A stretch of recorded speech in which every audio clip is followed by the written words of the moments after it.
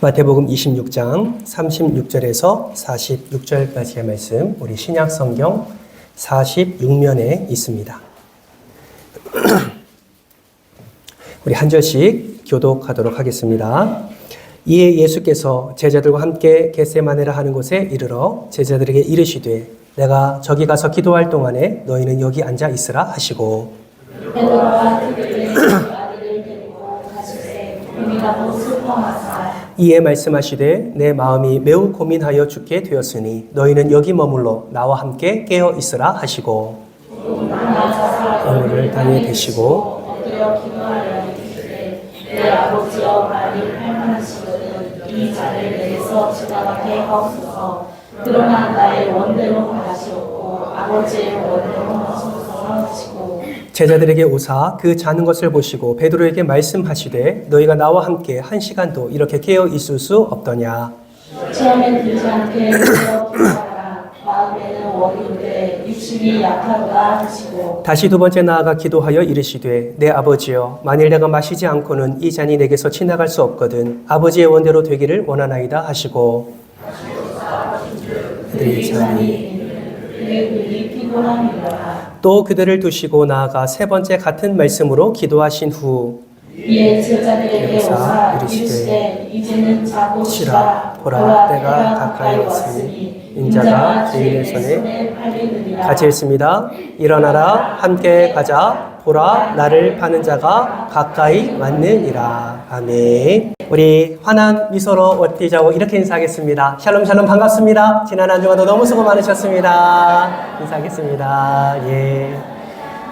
얼굴을 보시고 한 번 더 축복하실 때 예배에 성공하여 인생에 성공합시다. 인사하겠습니다. 예배에 성공하여 인생에 성공합시다. 아멘. 오늘은 특별히 교사 격려 주일입니다. 우리 말씀을 시작하기에 앞서서 우리 사랑하는 우리 교사들을 축복했으면 좋겠는데 아쉽게도 대부분의 교사들이 지금 부서에서 지금 귀한 사역을 감당하고 계십니다. 비록 이 자리에는 없지만 또 우리 열심히 사역하는 우리 교사들 또 우리 마음을 다해서 이 시간 박수로 한번 격려해 볼까요? 네, 너무너무 감사하고 너무너무 축복합니다. 예, 박수뿐만이 아니라 우리 지나가시면서 또 격려의 말로, 칭찬의 말로 우리 교사들을 마음껏 격려해 주시고 또 사랑해 주시고 또 감동이 오시면 맛있는 것도 사주시고 그렇게 격려를 해주시면 진심으로 감사하겠습니다. 뿐만 아니라 우리 주일학교 교사는 교사가 아니죠. 넓은 의미로 본다면 한 영혼을 가르치고 또 케어하고 돌보는 모든 자들이 또 교사인 줄 압니다. 특별히 우리 사랑하는 구역장님들 또 사랑하는 우리 새가족 선생님들 한 분 한 분이 모두가 다 영혼을 돌보는 너무 귀한 사역을 감당하고 계시는데요. 여기에 많은 구역장님들 계시죠? 우리 새가족 선생님들도 계시는데 그분들을 위해서도 다시 한번 박수로 격려하겠습니다. 네, 귀한 섬김 다시 한번 감사드립니다. 한 유대인 아버지가 죽음을 앞두고 재산에 대한 유언을 남겼습니다. 이 아버지는 그 당시 아주 큰 재산인 낙타 17마리를 가지고 있었습니다. 이 낙타 17마리에 대한 유산, 분배에 대한 유언을 이렇게 남겼습니다. 어떻게 남겼냐면 큰 아들에게는 절반을 주고 둘째 아들에게는 3분의 1을 주고 셋째 아들, 막내 아들에게는 9분의 1을 준다라는 유언을 남겼습니다. 17마리의 절반은 누구에게요? 질문이에요. 17마리의 절반은 누구에게? 큰아들. 17마리 중에 3분의 1은 누구에게? 둘째 아들. 9분의 1은 막내 아들에게 준다는 유언을 하게 된 겁니다. 아들들이 이 유언을 듣고 옥신각신 다툼이 일어났습니다. 왜냐하면 왜 형은 절반이나 가져갑니까? 라는 뜻에서의 다툼이 아니라 어떻게 17마리를 반으로 나눌 수 있고 어떻게 17마리를 3분의 1로, 9분의 1로 나눌 수 있는가? 이 나누는 문제 때문에 다툼이 시작이 된 겁니다. 여러분 17마리를 어떻게 하면 반으로 나눌 수 있을까요? 17마리를 반으로 나누려면 8마리를 제껴두고 남은 한 마리를 반으로 이렇게 잘라야 될까요? 17마리를 어떻게 3분의 1로 나눌 수 있을까요? 아무리 고민을 해봐도 아들들의 마음에는 그저 답답함 뿐이었습니다.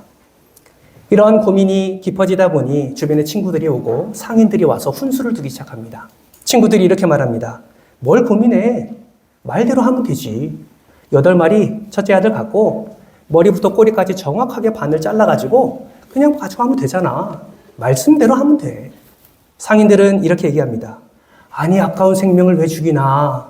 그거 17마리 다 팔아가지고 그 현금화해서 반, 3분의 1, 9분의 1을 나눠주면 되지. 이렇게 훈수를 두기 시작합니다. 근데 아들들은 그 어떤 것에도, 그 어떤 말에도 따를 수가 없었습니다. 왜냐하면 아버지 생전에 이 낙타들을 얼마나 끔찍하게 사랑했는지, 그리고 이 낙타들을 얼마나 마음 다해 돌보셨는지를 아들들이 알았기 때문에 그 낙타를 죽일 수도 팔 수도 없었던 것이죠. 그때 문득 떠오른 한 사람이 있습니다. 아버지가 스승으로 여겼던 한 선생님이었습니다. 그 선생님에게 다가가서 이 유언을 말씀드리고 스승님에게 해안을 구합니다. 말씀드렸더니 그 선생님께서 곰곰이 고민하시더니 갑자기 일어나서 한 곳으로 가십니다. 그곳은 자기 외양간이었습니다. 가서 낙타 한 마리를 끌고 와가지고 그 아들한테 낙타를 건네줍니다. 자, 이 낙타를 끌고 가라. 그러면 모든 문제가 해결될 거야. 여러분 생각해 보십시오. 아버지가 남긴 낙타는 몇 마리? 잘 들으셨네요. 선생님이 준 낙타는 몇 마리? 한 마리. 합치면 몇 마리? 아유, 수학 너무 잘하시네요. 그 18마리를 가지고 아들이 유산을 나누기 시작합니다. 절반을 나누니까 몇 마리? 9마리를 큰 아들에게 줍니다. 18마리 중에 3분의 1로 나누니 몇 마리입니까? 6마리지요. 그거를 둘째 아들에게 나눠주는 거예요. 그리고 18마리 중에 9분의 1을 나누니까 몇 마리 남습니까? 2마리를 막내 아들에게 주었습니다. 여러분, 6마리, 9마리, 2마리 합치면 몇 마리일까요? 17마리. 몇 마리 남습니까? 한 마리가 남는 거예요. 그때 선생님이 나타나더니 한 마리 남지? 이건 원래 내 거니까 내가 가지고 가겠네. 기가 막히지 않습니까? 여러분, 아버지가 아들에게 유산을 넘겨줄 때 어떠한 마음으로 그 유언을 남겼을까요? 아마 이런 마음이지 않겠습니까? 감히 저는 이렇게 생각해 봅니다. 아들들아, 너희들이 인생을 살다 보면 큰 문제를 만나게 될 거야. 그런데 그 문제 앞에서 너희가 죽이지 않고 팔지 않고 문제를 해결할 수 있는 제3의 방법이 있단다. 그것은 바로 너희 것을 다른 사람에게 내어줌으로 문제를 해결하는 것이다. 여러분, 지혜로운 스승은 자신의 것을 내어줌으로 인해서 아들들의 모든 문제를 해결했고 그 아들들에게 큰 교훈을 남겨주었습니다. 여러분, 귀한 영혼을 돌보는 교사가 누구입니까? 여러 가지 정의를 내릴 수 있지만 저는 교사를 이렇게 정의하고 싶습니다. 자기의 것, 곧 나의 것을 내어줌을 통해서 불가능한 것을 가능케 하는 기적의 사람이다. 여러분 한번 따라해 볼까요? 나의 것을 내어줌을 통해서 불가능을 가능케 하는 기적의 사람이다. 이게 누구라고요? 교사라는 것이죠. 여러분 가만히 생각해 보면 그렇지 않습니까? 우리가 이 자리에 있기까지 수많은 선생님들이 사랑을 내어주고 수많은 선생님들이 자기 것을 내어주었기 때문에 우리가 지금 이 자리에 있는 것입니다. 어떤 선생님은 우리에게 물질을 내어주셨습니다. 어떤 선생님은 우리에게 시간을 내어주셨지요. 어떤 선생님은 우리에게 마음을 내어주셨습니다. 여러분, 어떤 선생님은 우리를 위해서 무릎을 내어주셨습니다. 무릎이 무엇입니까? 기도의 자리를 말하는 것이죠. 그 선생님들 덕분에 오늘 제가, 그 선생님들 덕분에 여러분이 지금 이 자리에 있는 것입니다. 그런데 여러분, 그 많은 선생님들 가운데 우리에게 가장 큰 사랑을 베풀어 주시고 또 자신의 것을 내어주시고 또 내어주시고 심지어 자신의 생명까지 내어준 최고의 선생님이 한 분 계시죠. 그분이 누구십니까? 바로 우리 예수님이십니다. 오늘 저는 스승의 주일, 이 교사 격려 주일을 맞이해서 우리 최고의 교사이신 우리 예수님의 가르침에 우리의 초점을 맞추기를 소망합니다. 바라고 소망하기는 우리에게 허락해 주신 이 사랑과 가르침을 예수님의 마음으로 받으시고 또 깨달으셔서 가정에서나 교회에서나 귀한 영혼들을 예수님의 마음으로 잘 세워가는 저와 여러분 되시기를 주님의 이름으로 축복합니다. 오늘 우리가 읽었던 이 본문에 대한 배경은 예수님이 십자가 지시기 전에 제자들을 향해서 마지막으로 가르치는 내용이 담겨져 있습니다. 세 가지를 가르쳐 주시지요. 그 첫 번째가 무엇일까요? 따라해 보겠습니다. 기도입니다. 예, 기도를 가르쳐 주시는 거예요. 오늘 보면 36절 말씀 같이 한번 읽어볼까요? 함께 읽습니다. 시작. 이에 예수께서 제자들과 함께 겟세마네라 하는 곳에 이르러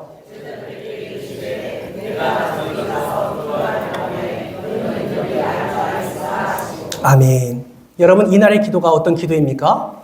예수님이 목숨을 다해서 드린 기도의 날이 바로 이날이죠.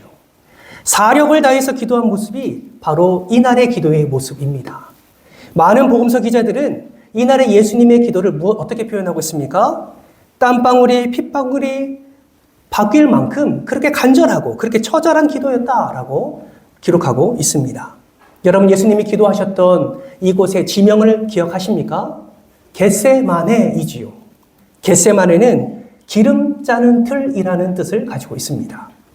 예수님은 이 지명 그대로 당신의 진액을 쏟으면서 마치 기름 짜는 틀처럼 자신의 전 존재를 짜내어 가시면서 온전히 하나님께 매달린 그런 기도의 자리였습니다. 그런데 중요한 것은, 우리가 잊지 말아야 될 것은 이 기도의 자리에 혼자 가신 것이 아니다라는 거예요. 제자들을 데리고 가셨습니다. 같이 기도하기 위해서 제자들을 데리고 가셨습니다. 뿐만 아니라 하나님 앞에 기도하는 자신의 모습을 통해 한 영혼을 주께로 인도하는 자의 모습이 어떠해야 되는지를 친히 몸소 보여주시며 가르쳐 주신 것입니다. 사랑하는 성도 여러분, 저와 여러분에게 이러한 기도가 필요합니다. 예수 그리스도의 기도, 목숨을, 사력을 다하는 그 기도가 저와 여러분에게 필요한 줄 믿습니다. 왜 그렇습니까? 우리가 사랑하고 우리가 양육하는 지금의 그 귀한 한 영혼을 우리가 케어하기가 너무나 힘들기 때문에 그렇지요. 요즘 애들 참 쉽지 않습니다. 요즘 친구들 너무나 다루기도 어렵습니다. 여러분, 어느 문헌에 보니까 이런 대화가 기록되어 있더라고요. 이 대화가 언제 일어난 대화인지를 한번 생각해 보면서 한번 보시기 바랍니다. 화가 잔뜩 난 아버지가 10대 아들에게 이렇게 묻습니다. 너 이렇게 늦게까지 어디 갔다 왔어? 이렇게 물으니 밤늦게 몰래 집안에 들어온 아들이 이렇게 대답합니다. 저 아무도 안 갔는데요. 아버지가 화가 나서 꾸짖습니다. 이제 속 좀 그만 썩이고 정신 좀 차려. 여러분, 그저 어느 가정집의 부모와 사춘기 자녀의 일상의 대화처럼 보이지만 여러분, 이 대화가 언제적 대화인 줄 여러분 아십니까? 그 문헌에 보니까 무려 지금으로부터 4,500년 전 BC 2,500년 중동에 있는 수메르인들이 남긴 점토판에서 발견된 그런 대화였다고 합니다. 하나를 더 볼까요? 이렇게 말합니다. 오늘날 젊은이들은 사치를 사랑한다. 그들은 버릇이 없고 권위를 멸시하며 어른들을 공경할 줄도 모르고 어른이 방 안에 들어와도 자리에서 일어날 줄 모른다. 그들은 부모에게 반항하고 폭식하며 식탁에 다리를 올리고 연장자들을 학대한다. 여러분, 누구 말일까요? 여러분의 자녀들의 말일까요? 누구를 향하여 이렇게 이야기를 하고 있는 것일까요?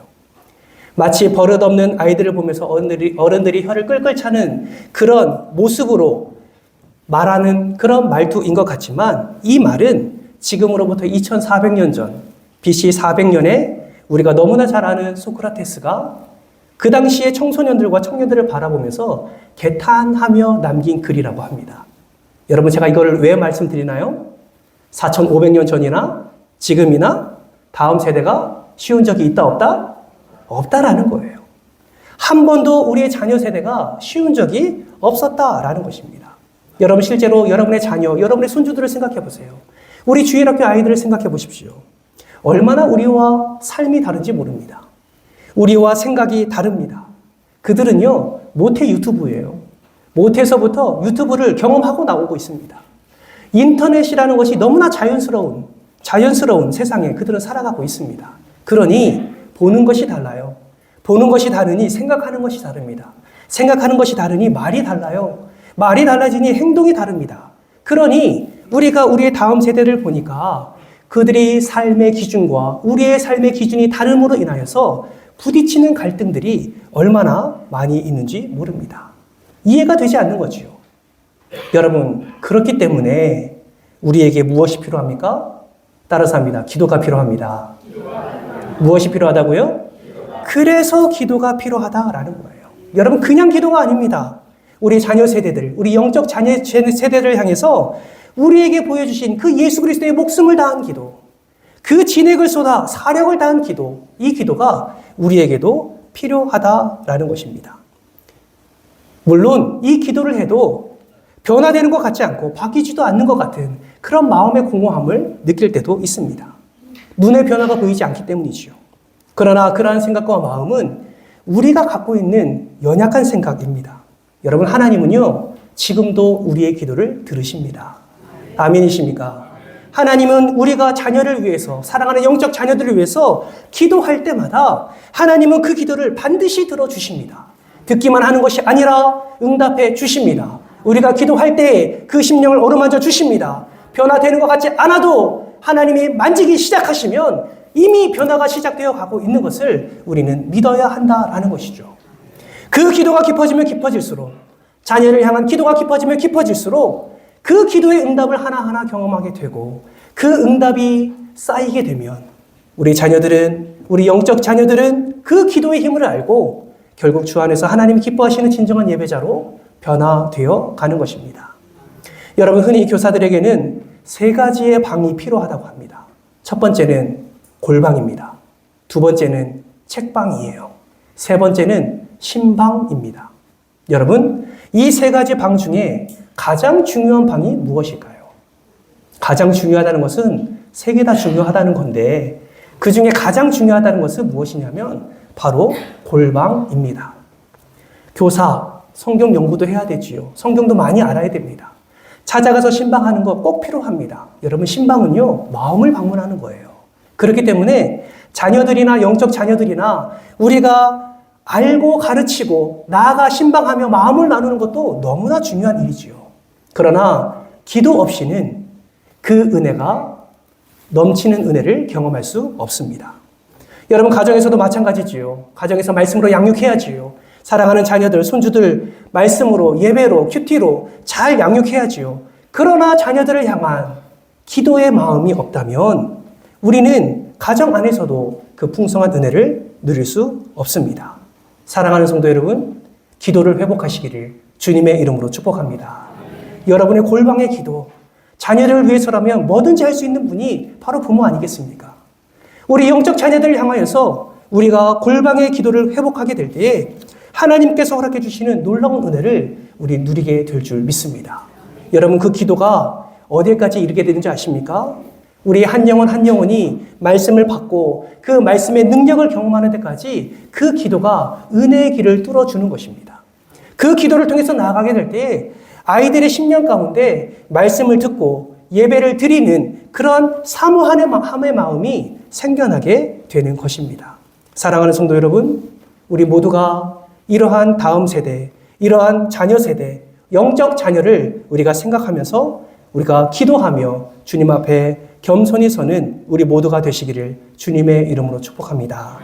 교사들만 말하는 것이 아니에요. 영혼을 담당하는 우리 구역장님들, 영혼을 담당하는 우리 세가족 선생님들, 영혼을 담당하는 우리 모든 부모가 이 중보기도, 이 골방의 기도가 회복되어지게 될 때에 우리의 자녀 세대는 하나님의 은혜를 더 풍성히 누리며 귀한 영혼들은 하나님의 은혜 가운데 귀하게 세워지게 될 줄 믿습니다. 이 은혜가 기도 회복을 통하여서 분명하게 드러나는 놀라운 은혜가 임하기를 주님의 이름으로 축복합니다. 예수님의 두 번째 가르침은 따라서 합니다. 믿음입니다. 예, 믿음이에요. 여러분, 여기서 말하는 믿음은 우리가 예수님을 믿는 믿음이 아닙니다. 예수님이 제자들을 믿는 믿음을 말하고 있는 것입니다. 여러분, 그거 아십니까? 우리가 예수님을 믿는 믿음보다 예수님이 우리를 믿는 믿음이 클까요? 작을까요? 다시요. 우리가 예수님을 믿는 믿음의 크기보다 예수님이 우리를 믿는 믿음의 크기가 클까요? 작을까요? 당연히 크지요. 무엇을 통해서 알 수 있습니까?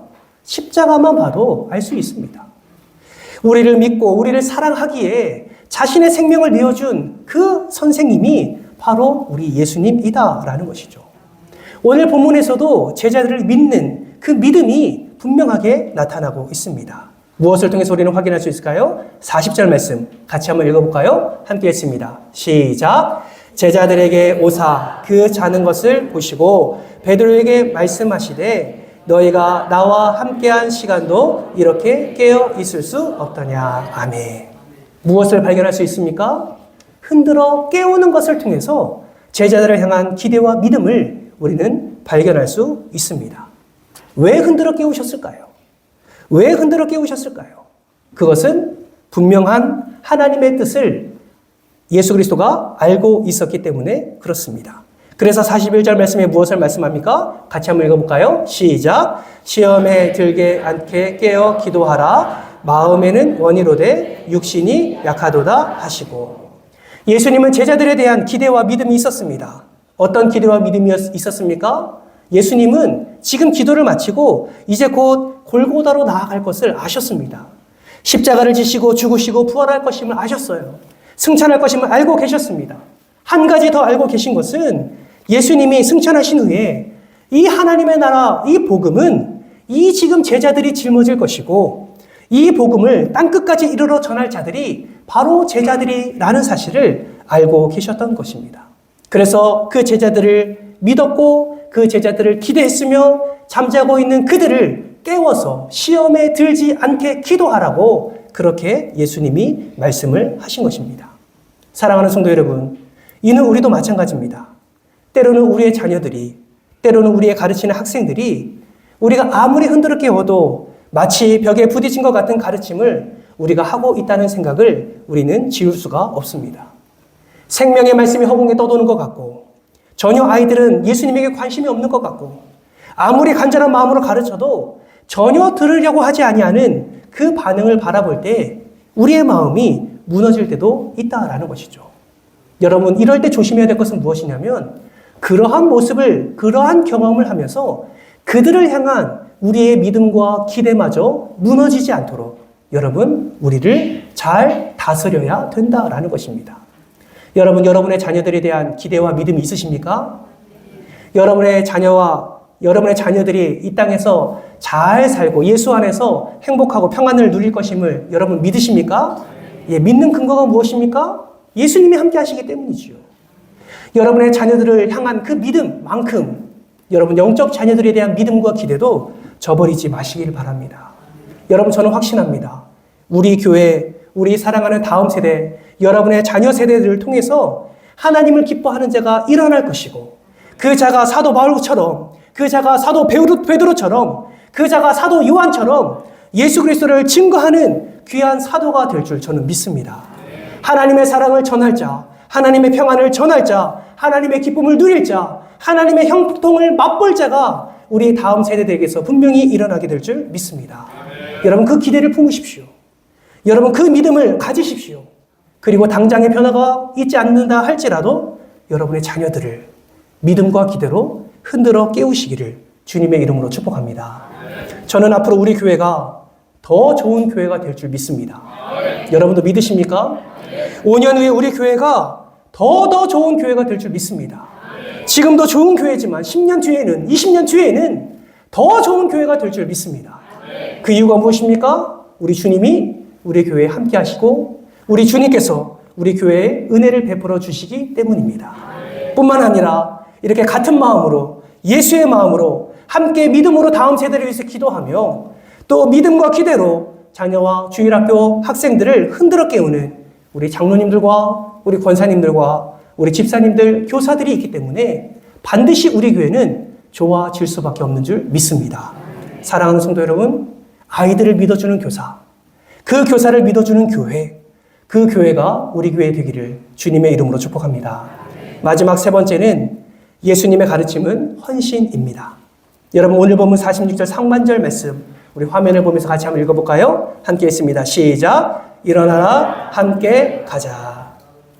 여러분, 이 말씀, 지금 어떤 상황에서 말씀하신 겁니까? 이제 십자가의 길을 가기 전에 제자들에게 하신 말씀이죠. 일어나라, 함께 가자. 여러분, 이 말씀을 하시고 예수님은 정작 십자가 앞까지 그렇게 나아가십니다. 저는 본문을 읽을 때마다 좀 이해가 되지 않습니다. 여러분, 가만히 생각해 보세요. 예수님이 제자들을 데리고 일어나 함께 가자 라고 말한 이후에 제자들과 함께 그 십자가의 길까지 함께 가게 됩니다. 여러분, 제자들이 십자가 앞에 갈 때 제자들이 도망쳤습니까? 안 도망쳤습니까?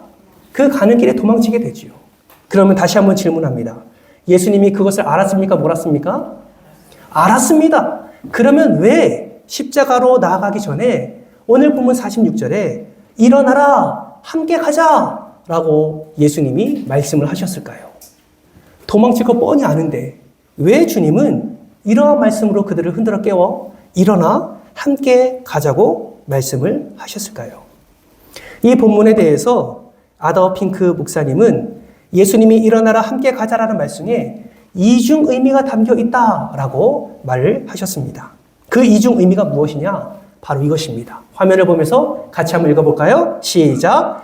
얘들아, 나와 함께 가자. 나는 십자가의 길을 갈 테니 너희는 내가 밟았던 그 십자가의 발을 딛고 이제 너희들은 사도행전의 길로 나아가야 된다. 나는 고통의 길을 갈 테니 너희들은 영광의 길을 가야 되며 나는 고난의 길을 갈 테니 내 길을 밟고 너희들은 부흥의 길로 나아가야 된다. 이중 의미가 무엇입니까? 예수님께서는 십자가의 길, 고난의 길을 가시고 그 길 위에 제자들이 걸어가며 사도행전의 길, 부흥과 영광의 길로 나아갈 것임을 말씀하고 있는 것입니다. 그것을 위해서 그 제자들에게 나아가는 길 가운데 일어나는 수많은 헌신과 섬김을 통해서 부흥의 길, 영광의 길을 열어가라고 그렇게 가르쳐 주신 것입니다. 저는 예수님의 이 한 말씀 속에 스승됨의 의미가 무엇인지를 다시 한번 발견하게 됩니다. 앞서 자신의 것을 내어줌으로 불가능을 가능케 하는 기적의 사람이 교사라고 정의를 했다면 이 말씀을 통해서 깨달을 수 있는 스승은 무엇이냐면 자신의 헌신을 통해서 다음 세대의 미래를 열어가는 사람이다라는 것입니다. 우리가 열심히 기도하고 믿음으로 자녀 세대를 세우며 헌신하여 다음 세대의 부흥과 영광의 날이 올 수 있도록 축복의 통로가 되는 자들이 바로 교사다라는 것이죠. 이를 위해 우리 예수님은 친히 스승이 되어주셨고 교사의 모델이 되어주신 것입니다. 그런데 참으로 안타까운 것은 부서들마다, 교회들마다 착각하고 있는 것이 하나가 있습니다. 그것이 무엇이냐면 말씀을 잘 전하는 목회자가 오면, 탁월한 목회자가 오면 그 교회가, 그 부서가 부흥된다라는 착각입니다. 여러분 정말 그럴까요? 정말 탁월한 교역자가 오면 교회가 저절로 부흥이 될까요? 여러분 어느 정도는 가능하겠죠. 영향력은 분명히 있을 겁니다. 그러나 말씀 잘 전하는 목회자 한 사람으로 절대로 교회와 부서는 부흥이 되지 않습니다. 여러분 무궁화호 아시죠? KTX 아십니까?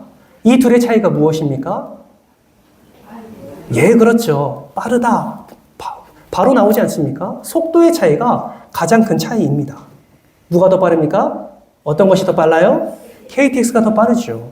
확인해 보니 2배 이상 빠르다고 합니다. 여러분 KTX보다 더 빠른 고속열차가 있을까요? 없을까요? 있습니다. 혹시 그 이름을 아십니까? 뭐라고 궁시렁 대시는데 뭔지 아십니까? 저도 한번 찾아보니까요. KTX 이음이라는 것이 KTX보다 더 빠르대요. 여러분 KTX도 빠르지 않습니까? 그런데 KTX 이음이 더 빠르대요. 여러분 왜 KTX 이음이라는 고속열차가 더 빠르게 달릴 수 있을까요? 여러분 그 이유는 다른 데 있지 않습니다. 엔진에 있어요. 여러분 KTX보다 KTX 이음이 엔진이 좋아서 더 빠른 게 아닙니다. KTX 무궁화는 엔진이 어디에 달려있냐면 고속열차 앞쪽이나 뒤쪽에 달려있답니다. 그래서 우리가 2륜, 4륜 자동차 얘기하는 것처럼 이렇게 앞에서 뒤에서 끌고 가는 형태의 그런 운행이라면 KTX 이음은 엔진이 어디에 달려있냐면 앞에도 달려있고 뒤에도 달려있고 중간에도 달려있고 중간 옆에도 달려있고 모든 객차마다 엔진이 다 달려있다고 합니다. 여러분, 모든 엔진이 객차마다 다 달려있다 보니 무게를 줄일 수 있고 그 무게를 줄이다 보니 과부하가 걸리지 않고 오히려 같이 동력을 일으키다 보니 더 빠르게 달릴 수 있다라는 것입니다. 여러분, 교회도 마찬가지예요. 기도와 믿음의 방향이 예수 그리스도로 확정되었으면 어떻게 더 안전하게, 어떻게 더 빠르게 달려갈 수 있겠습니까? 여러분, 한 사람의 탁월함이 아니라 모든 이들의 성령이라는 각각의 엔진을 달고 그리고 헌신과 섬김의 순종을 통해서 나아가게 될 때에 여러분, 부흥은 더 빨리 일어나게 되는 것입니다. 여러분, 목사 한 사람이 아니에요. 담당 교육자 한 사람이 아닙니다. 여러분, 부장교사 한 사람이 아니라 교사 한 사람이 아니라 모두가 각각의 성령 충만함을 덧입고 헌신이라는 순종을 통해 나아가게 될 때에 하나님께서 우리 가운데 임하시는 놀라운 은혜를 우리는 누리게 된다라는 것입니다. 사랑하는 교사 여러분, 사랑하는 부모 여러분, 사랑하는 구역장 여러분, 사랑하는 새가족 담당하시는 여러분, 사랑하는 한 영혼을 담당하는 모든 성도 여러분, 우리가 영혼을 맡은 자라면 우리가 함께 성령 엔진을 달고 우리가 함께 다른 박질을 해야 될 줄 믿습니다. 우리의 사명이 결코 작지 않습니다. 여러분, 우리가 세워가는 그 영혼을 통해서 한국교회가 건강하게 세워져 가고 우리가 세워가는 그 영혼을 통해서 아름다운 직분자들이 세워져 가며 우리가 나아가는 그 영혼들을 통해서 한국교회를 이끌어갈, 이 나라를 변화시킬, 세계 선교를 이끌어갈 다음 세대들이 일으켜 세워진다는 사실을 반드시 기억하시기를 바랍니다. 그러므로 그 어떤 사람, 이 말씀은 그 교사들에게만 하는 말씀이 아니라 함께 예수의 이름으로 모인 우리 모두에게 하시는 말씀임을 기억하면서 예수님의 가르침을 마음에 새기고 항상 골방의 기도를 회복하며 항상 기대와 믿음을 가지고 헌신을 통해서 일하시는 하나님의 놀라운 능력, 그 놀라운 말씀의 역사를 풍성히 경험하는 저와 여러분 되시기를 주님의 이름으로 축복합니다. 그래서 이 시간 함께 결단했으면 좋겠습니다. 이 말씀 앞에 다시 한번 우리가 마음을 뿌렸으면 좋겠습니다. 이 시간 나의 기도의 골방이 어떠한지 또 믿음과 헌신이 어떠한지를 다시 한번 말씀의 기준의 거울에 비추어 보아서 다시 한번 주님께서 맡기신 사명을 감당할 수 있는 자가 되도록 우리가 결단하며 주님 앞에 나아가는 시간을 가졌으면 좋겠습니다. 우리 같이 한번 결단하며 기도할까요? 영혼 섬기는 것은 쉽지 않지만 우리에게 허락해 주신 가장 귀한 사명 중에 사명입니다. 하나님, 예수님이 가르쳐 주신 이 기도와 이 믿음과 이 헌신의 모습 가운데 내가 어떻게 나아가야 되는지 깨닫게 하여 주옵소서. 부족한 것이 있다면 그것을 붙잡고 함께 기도하는 시간 갖도록 하겠습니다. 말씀을 기억하면서 주의 한번 해주고 동서로 기도합니다. 하나님 감사합니다. 우리의 연약함을 주께서 아십니다. 한 영혼, 천하보다 귀한 영혼이라고 주님께서 말씀하셨는데 하나님, 우리는 그 영혼을 천하보다 귀하게 여기지 않습니다. 우리의 바쁨이 그 영혼의 어떠함보다 항상 1순위가 되고 우리의 피곤함이 그 영혼을 케어하는 것보다 더 우선이 되어서 천하보다 귀한 영혼이라고 말은 하지만 전혀 사랑하는 자녀들, 영적 자녀들에게 온전한 사랑을 잘 나눠주지 못할 때도 많았습니다. 하나님, 오늘 말씀을 통해서 다시 한번 우리의 연약함을 주님께 고백하고 또 주님께서 허락해 주실 은혜를 사모하며 기도합니다. 주님, 골방의 기도를 회복할 수 있도록 도와주옵소서. 천하보다 귀한 영혼, 그 영혼을 바라볼 때 지금까지 그를 향한 기대와 믿음이 전혀 없었다면 하나님, 주 안에서 그 영혼을 향한 믿음과 기대로 더 사랑하게 하시고 더 품게 하시고 더 그를 축복하는 자들이 되게 하여 주옵소서. 헌신의 자리가 쉽지 않습니다. 그러나 주님, 주님께 힘을 구합니다. 지혜를 구합니다. 능력을 구합니다. 독수리 날개쳐 오름 같은 강한 힘을 우리들에게 더하여 주사 정말 귀한 사역인 한 영혼을 세워가는 이 귀한 사명을 잘 감당할 수 있도록 은혜를 더하여 주옵소서. 혹여나 그 영혼을 케어하고 잘 세워가다가 마음의 실족함과 마음의 연약함이 있는 자들이 있습니까? 주님께서 친히 찾아가 어루만져 주시고 다시 성령 충만으로 회복하게 하셔서 다시금 하나님의 영광을 위하여 주님께 귀하게 쓰임받는 우리 모두가 되게 하여 주옵소서. 그래서 가정이 살기를 원합니다. 우리 교회 부서가 살기를 원합니다. 우리의 다음 세대들이 살기를 원합니다. 그래서 하나님의 놀라운 영광을 삶 속에서 사역 속에서 부흥의 은혜로 맛보기를 원합니다. 마음껏 축복해 주시고 각 가정마다 자녀마다 또 교사인 우리들에게 하나님의 놀라운 영광의 은혜로 함께하여 주시옵소서. 감사를 드리오며 사랑이 많으신 예수님의 이름으로 기도드리옵나이다. 아멘.